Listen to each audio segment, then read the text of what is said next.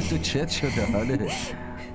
من خیلی خوشحالم، خیلی خوشحالم.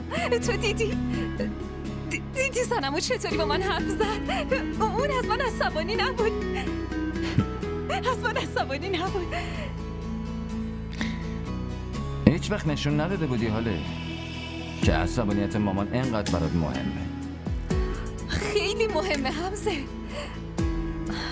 با فکر کردم به عصبانیتش من نفسم بند می اومد.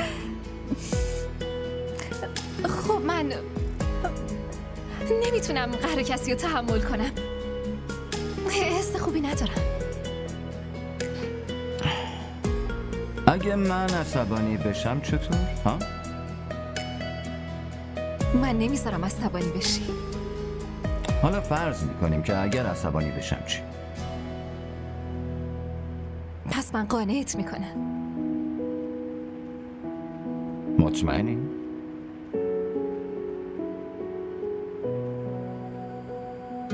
آره راست میگی. تو همونقدر که معصوم و ساده ای حاله. هیچ کس نمیتونه ازت عصبانی بشه. کیسه ہو شکریہ مجھ کو جو چن لیا حال دل نہ کہہ سکے تم نے تو سن لیا.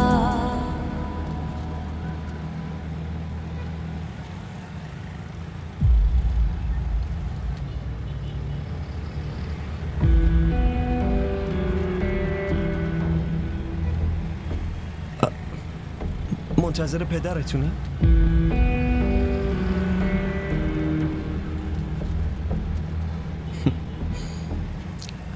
اما توی این دور زمونه دخترای دوره دانشگاه برای خونه رفتن مگه منتظر باباشون میمونن؟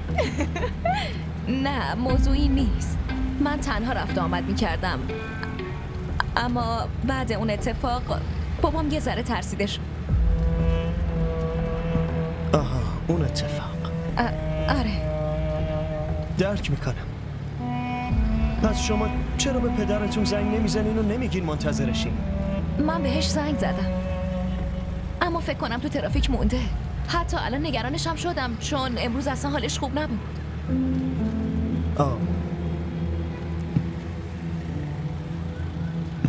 یه کاری میکنیم. شما به پدرتون زنگ بزنید و بگید توی این ترافیک لازم نیست اینجا بیاین. بیچاره معطل میشه. من شما رو تا خونه میرسونم، اما آژانس میگیریم. از کوچه پس کوچه میریم، زودتر میرسیم.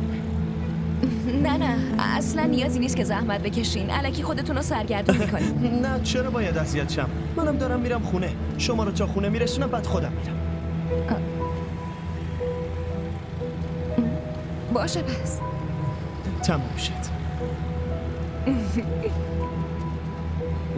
تاکسی.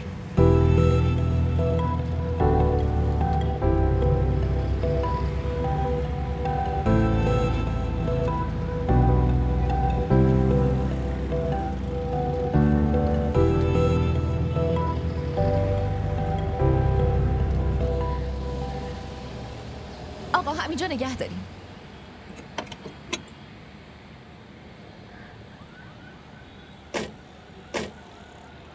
اینم کرایه. چه کاریه؟ من حساب میکنم. حالا حساب کردم دیگه.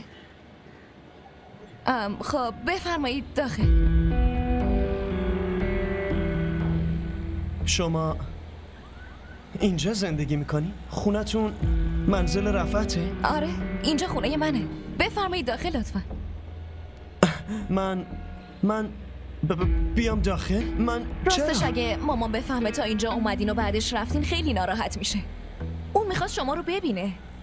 پس لطفاً بیاین. بفرمایید. چرا وایسادین؟ بفرمایید. باشه.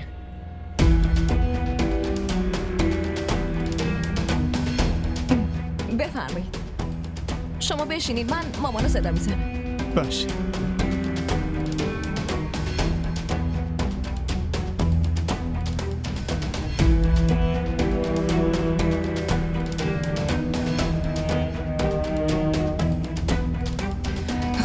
اینطوری بخوای حرف بزنی جاییت سرد میشه.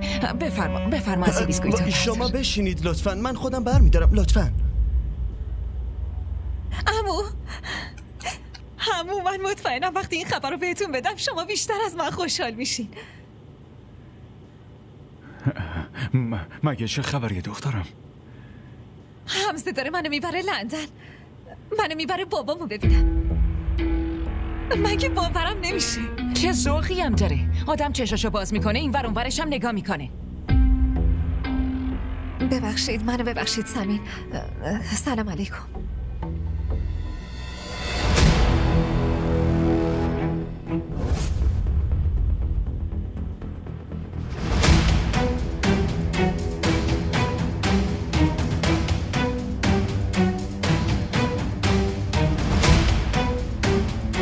سلام علیکم.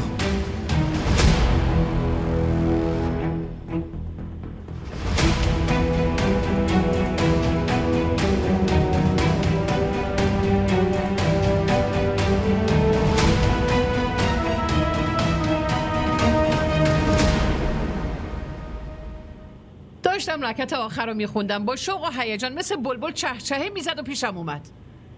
سلام نمازم تموم نشد که شنیدم حال قش کرده. حمزه چی شده؟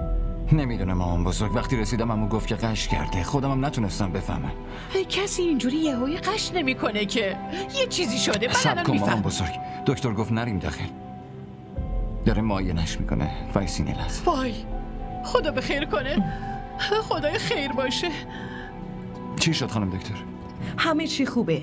همسرتون یه زن امیدواره. همسرم چی؟ وای خدا مرگم بده، نکنه یه بیماری جدیده که مبتلا شده. دوباره تکرار کن. شما دارین مامان بزرگ میشین مادر جان. وای مامان بزرگ نه، مامان بزرگ بگو دخترم. وای خدای شکر. وای رسول، جلیل، شهناز، وای شما کجایی؟ جلیل پسرم، وای شهناز کجایی؟ حالی عزیزم، مامان بزرگ فدات.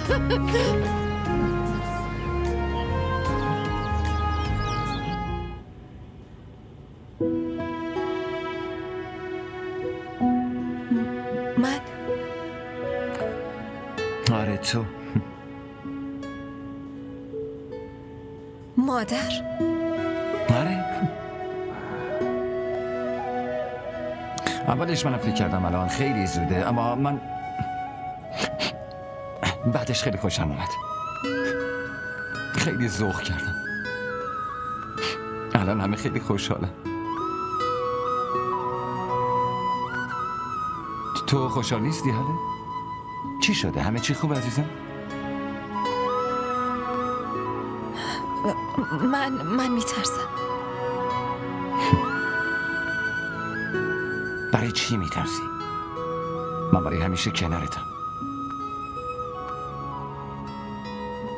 متشکرم.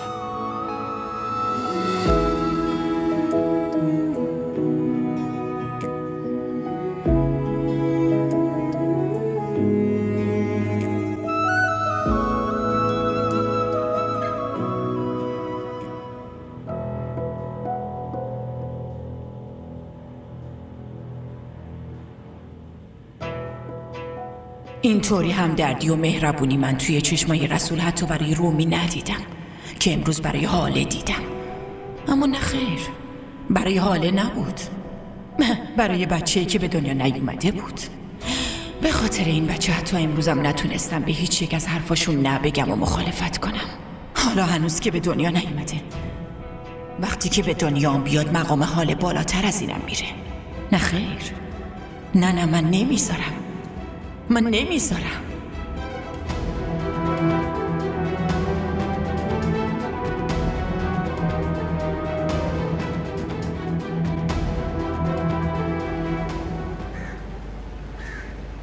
به حرفای عمه اصلا اهمیت نده.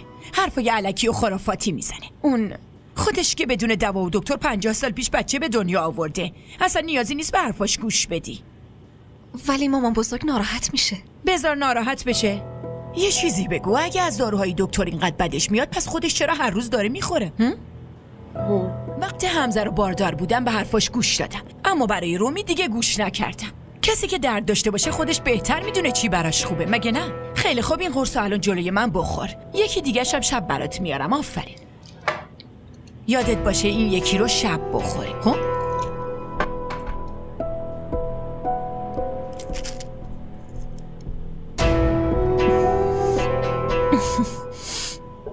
خوب گوش کن. کسی نباید در این مورد چیزی بفهمه. حتی حمزه که اصلاً به هیچ وجه، چون اون مستقیم میره به عمه همه چی رو میگه و اون بلایی که سر من نازل میشه. بگیرش. یادت باشه شب بخوریش.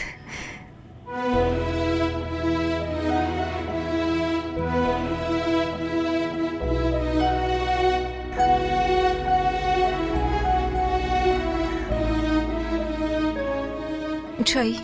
نه برای خودت بریز. بخور. خودم میریزم. آره اونو ولش کن. حلوا بخوریم. مخصوص برای تو درست کردم. اما دردش کم نشده. آره نسخه گیاهیه. یه ذره زمان میبره. نگران نباش، دردش خوب میشه. اگه اشتها نداری از اینا بخوری پس من برای تخم مرغ آبپز میارم، باشه؟ نه زنمو، من نه من خوبم، ممنون، متشکرم.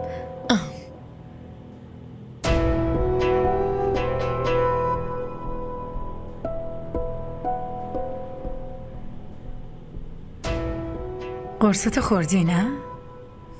آره. تا 2 روز دیگه درد تموم میشه.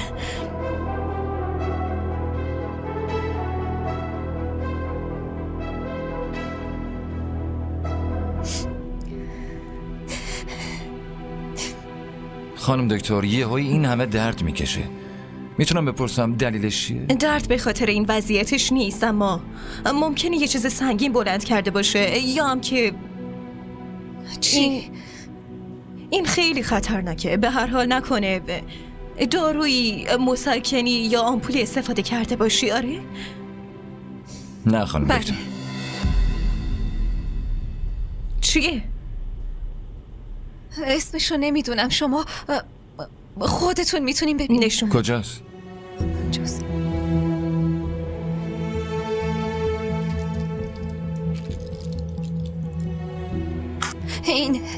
اینه همینه.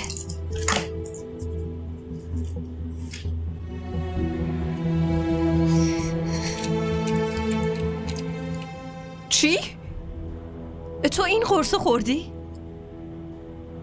آره. وای خدای من، اینو از کجا آوردی؟ کی بهت این قرصو داده؟ ببینم تا الان چند تا دونه ازشو خوردی؟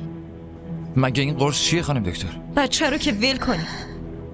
با این دارو حتی جون همسرتونم به خطر میفته. حتی برای همیشه دیگه قادر به مادر شدنم نیست. چی؟ حالا کی این دارو رو بهت داده؟ حالا چرا این قرصو خوردی؟ اون بهم گفت این قرصو بخورم. کی بهت این قرصو داده؟ چرا با من این کارو کرد؟ حالا کی بهت این قرصو داده؟ من ولی چرا این قرصو خوردی؟ تا از من نمیتونستی بپرسی؟ نمیدونستم میخواد همچین کاری با هم بکنه. چرا همچین قرصی به من داد؟ حرف بزن دختر. کی این قرصو بهت داده؟ برو طرف همسه. برو کنار. برو.